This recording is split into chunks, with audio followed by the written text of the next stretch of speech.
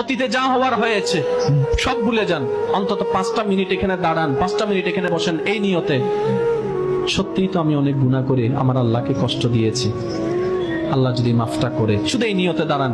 এমনও তো হতে পারে আপনার পাটা এখান থেকে সরার আগে আল্লাহ আপনার সারা জীবনের গুনাহ মাফ করুন।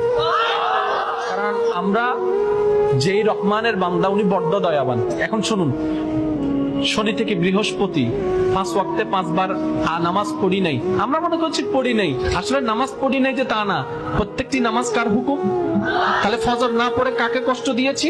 আল্লাহকে, কারণ আল্লাহর হুকুম অমান্য করেছি। যেমন আপনাকে যদি বড় ভাই ডাকে, কিংবা আপনি যদি ছোট ভাইকে ডাকেন, এদিকে আয়, সে আসলো না, আপনার মেজাজ ধরে যাবে। কেন?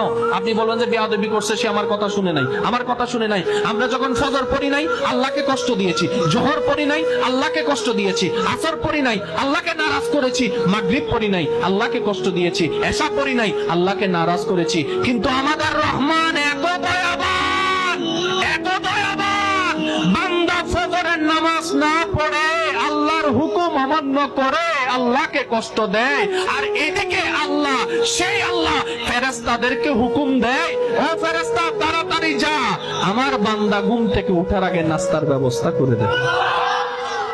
এবার ফেরেশতা বলে, আল্লাহ নামাজ পড়ে নাই তো। কে কে কে বলে? সবাই বলেন না, কে? ফেরেশতা বলে, আল্লাহ নামাজ পড়ে নাই তো, তোমার হুকুম অমান্য করছে, বেয়াদবি করছে, তাকে তুমি রিজিক দিচ্ছ, নাস্তা দিচ্ছ? আল্লাহ পাক বলে, ফেরেশতা সেটা আমার এবং আমার বান্দার ব্যাপার, তোমরা নাক গলাইতে আসিও না। আমার এবং আমার বান্দার বিষয়, তোমরা নাক গলাইতে আসো না, যা বলেছি তা করো। এবার ফেরেশতা আল্লাহর হুকুমে রিজিক নিয়ে আপনার আমার ঘুম থেকে উঠার আগে ফজরের মধ্যে যেগুলো আপনি রুটি দেখছেন, যেগুলো আপনি আটা দেখছেন, এগুলো আসলো কোন জায়গা থেকে?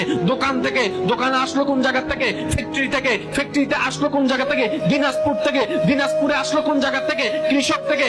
আপনাকে খাওয়ানোর জন্য, গভীর মনোযোগ, আপনাকে আজকে রাতে খাওয়ানোর জন্য যে ভাত আপনি পাচ্ছেন, সেটা তৈরি হয়েছে কোথায়? ওই যে নর্থ বেঙ্গলে। তার মানে আজকের দিনে আপনার জন্য, আপনার আল্লাহ খাওয়ানোর জন্য 3 মাস আগে চাউল তৈরি করে রেখেছিল।